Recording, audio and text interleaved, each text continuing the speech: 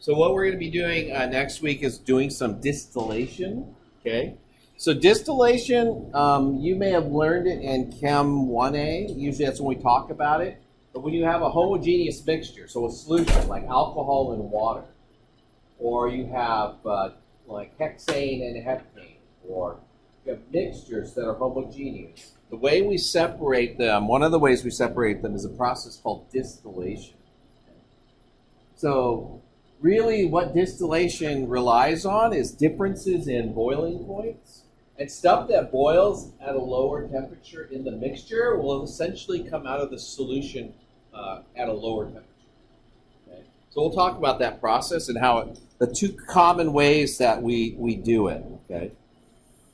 Okay, so first of all, to understand distillation, we have to look at what are called vapor pressure curves. And this you would have seen at the end of Chem 1A. And basically what I have on the left-hand axis, if you can't see it, this is pressure on this axis. Let me mark it. And the units are actually in millimeters of mercury. And this is 760 right here. Okay. So that's atmospheric pressure. This is pentane. This is hexane, heptane. Oops, too many lines for my H. And octane. Now, we're not going to use the octane line at all, but we'll maybe talk about that later. Okay, so this is how the pressure changes relative to temperature.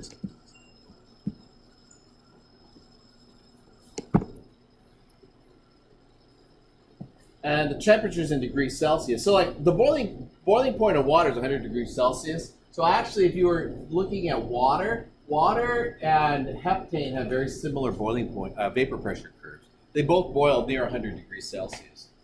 Okay. But they're very different, right? Like water is polar, hydrogen bonding. Heptane is a nonpolar solvent. So this is what vapor pressure curves look like for pure substance. The curve, right? The mixtures look very much the same way. If I mix two together, I'll get a vapor pressure curve that goes up like these two.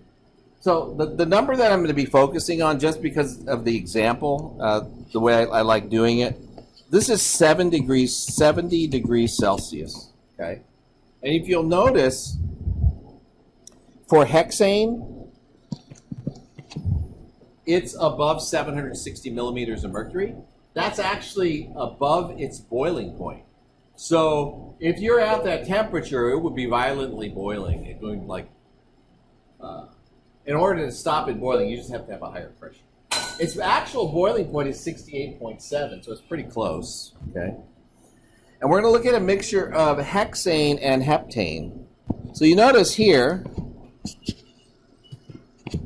those are the vapor pressures of hexane and heptane. One's about 300. One's actually about 770 or so. It's a little higher than that.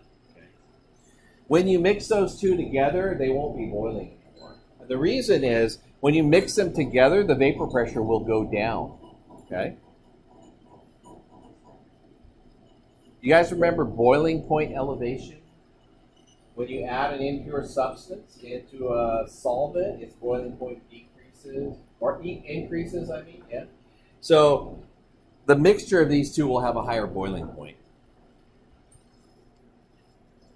So we'll talk about a little bit about a vapor pressure in a mixture. It relies on something from Chem 1A called the mole fraction. Sorry, I keep referencing other classes, but if you ever want to go back and look, that's where you find it in the gas loss section. But let's say you have. Going back to here, right? I have 70 degrees Celsius, and I have hexane, right? That's up here. Its vapor pressure, let's see, what did I say it was? 775. 775 millimeters of mercury. That's P for hexane. Now that's for pure hexane. If it's only half hexane, what do you think the vapor pressure is? Half that number, right? So that's what actually happens. The mole fraction, the 0.5, right? Half of 775 would be 3. So what is it? 330, 38. It's almost, it's like 380 something.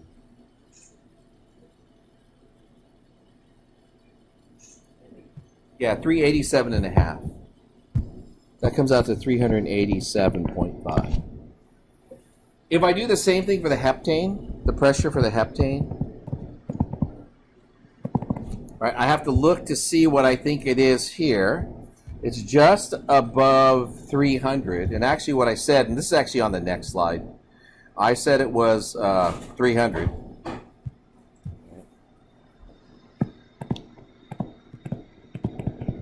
If it's if it's a mixture and hexane's half of it, then heptane's the other half.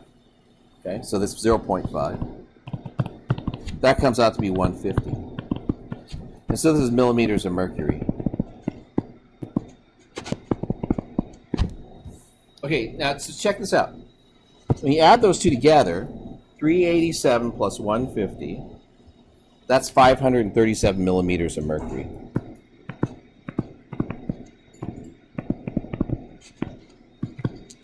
That's well below the boiling point of the pure hexane. Remember, hexane's boiling point was only 68, right? And that's at 760 millimeters of mercury. Well, this is well below that pressure.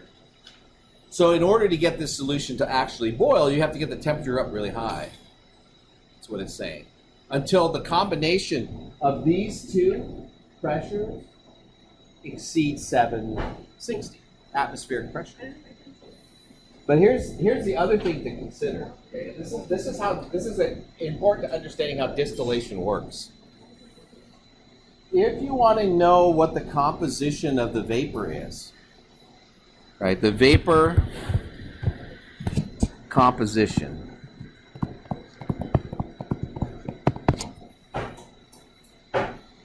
It's actually, if you think about it, 387.5 millimeters of mercury divided by 537 millimeters of mercury.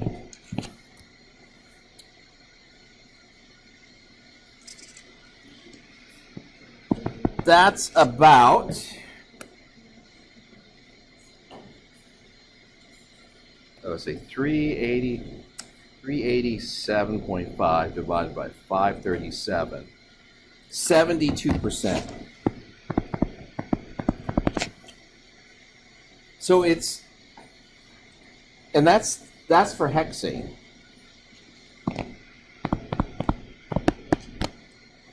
Heptane is 28%. If I did my math right. I did this only one time before, like preparing the slide, and I actually got 80-20. It's one of these two. It's probably 72-28 heptane. So you notice the mixture, it has more heptane in it, right? Or hexane in it. Originally it started out as 50-50, right? Now it's 72-28.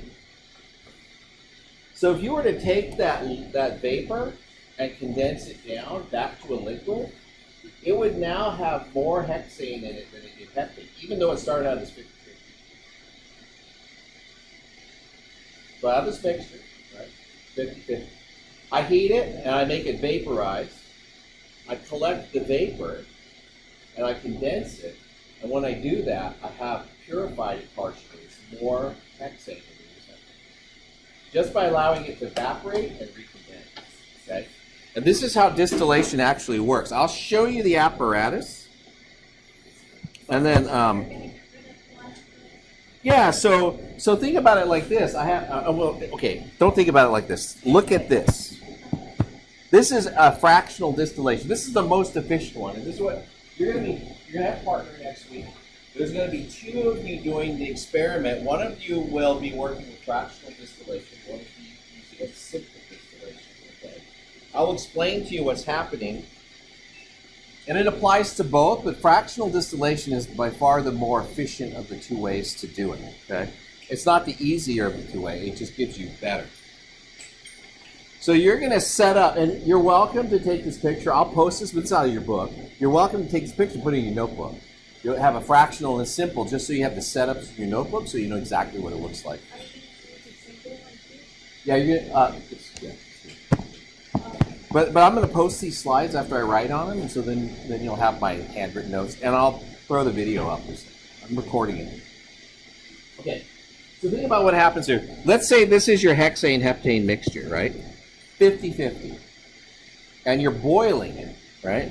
Then what's going to happen is that vapor is going to come up here, right? And it's going to condense. Does that make sense? When it condenses, it has more hexane than heptane in it. And so its boiling point is actually lower. And it'll boil again and go back up.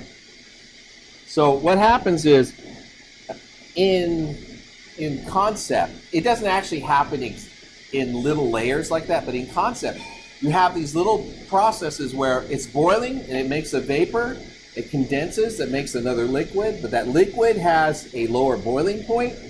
When that part of the column gets hot, it boils and it moves a little further up, and it boils and it moves a little further up. And every time it boils, right, it gets purer. The heptane just keeps washing down. The high boiling point material has a very high boiling point.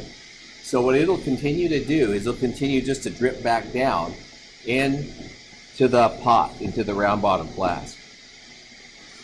Okay, so the conceptual way to do it is like this.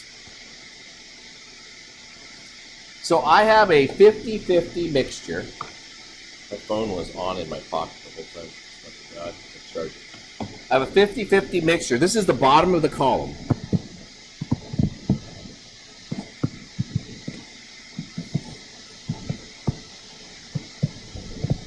Okay, it's going to boil and maybe give you like a 75-25 mixture. This has a lower boiling point, okay, because it has more of the low boiling point material in it. So it'll when this heat energy is traveling up the column. In other words, this is getting hot as it heats up, right? And it'll reboil.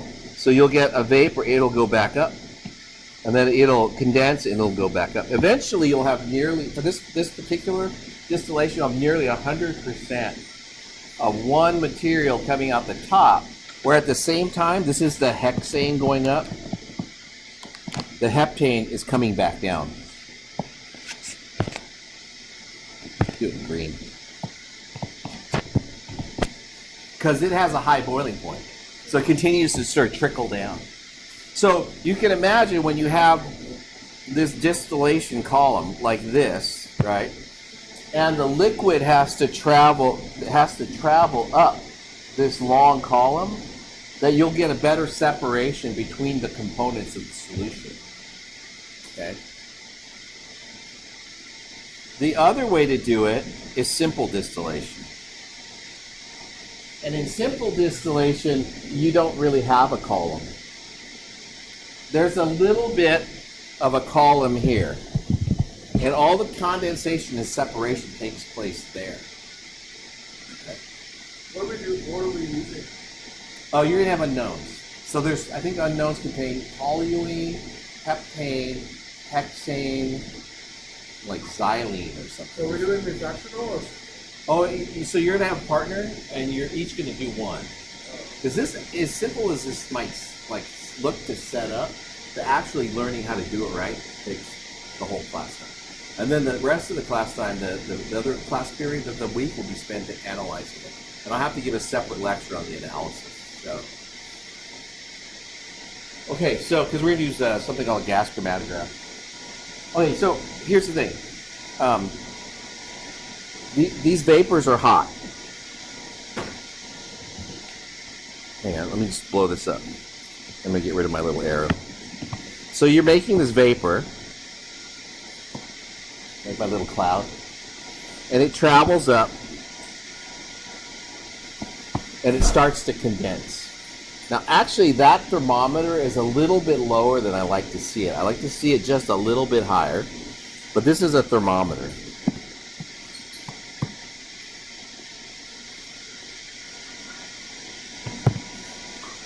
And that's the bulb of the thermometer.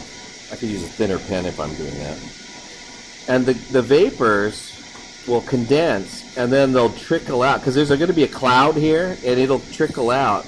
And then you'll notice over here, we have a water-cooled condenser. So it's called a jacketed condenser. Water is going in, cold water, in here. And then, because this is hot steam, like this is steam that's coming through, right? This water that comes out will be warm. It won't be hot, but it'll be warm. And then the liquid will form droplets in here that will roll out and drop down. Okay. They show that into a graduated cylinder. You're not going to use a graduated cylinder. We have instead somewhere. I'll look, but there are graduated centrifuges that just fit on to the edge of that, so you don't have it open. It'll just drip straight into it, not to worry about it. But I'll have to find them. I've seen a few of them, but I don't know if they have one. But you'll capture that distillate in there. You notice there's a little funnel in there. I don't know if we have anything like that. I think it's just ours is made so that it has a little funneling system inside of it. It's called a vacuum takeoff adapter, but you can just ignore that part. But that's what it is. It looks just like that. So that's how you set up the simple distillation. The way that you do the fractional distillation is exactly the same. Sorry, my computer's gotten really slow because it's really hot. It's running on overdrive. I have a feeling it's going to crash here soon. Except what you're going to put inside of here is you're going to put, this is an air-cooled condenser, and to help the liquid condense more, what we do is we put a little bit of stainless steel sponge in there. That's like the scrubbing pad, the stainless steel scrubbing pad, right? Just we cut it up and we put it in there. That helps it to condense, okay? And then we put an insulated sleeve on the outside of it. And the insulated sleeve sounds really fancy. The way you do it is you take a piece of paper towel and you put a piece of foil around it, and then you wrap it around it. We make an insulator out of foil and a paper towel. Okay, so I'll show you how to do that. Because, I mean, you do it the way exactly like I told you. Just make a blanket, you wrap it. So you're going to work in pairs, okay? We're going to use, instead of the sample they suggest, we're going to use a larger sample, a 10 mil sample and a 25 mil flask. Okay. I think they say a 7 mil sample, some weird number. And you're going to monitor your distillation rate. It should be about 1 drop every 5 seconds. Now here's the thing, okay? I'm going to go back to this. This round bottom flask that's here, right? This solution will be boiling in there. It's going to boil and it's going to push vapors off, and when it pushes the vapors off, you're actually collecting that vapor and then putting the higher boiling point material back in. The heptane will be going back in the example I'm doing here. That means that as the lower boiling point material comes off, the boiling point of this solution will increase. It goes up because the low boiling point stuff leaves. So what do you have to do to keep it boiling? Just keep making it hotter, okay? So one of the things that you do in these distillations, is you have to increase the temperature like every 5 to 10 minutes just so it stays boiling. Otherwise, it'll stop and you can sit there all day long and nothing will happen. All right, so that's for next week. So if you have any questions, feel free to email me. I'll post this and put the video up so you can listen to me again if you want to.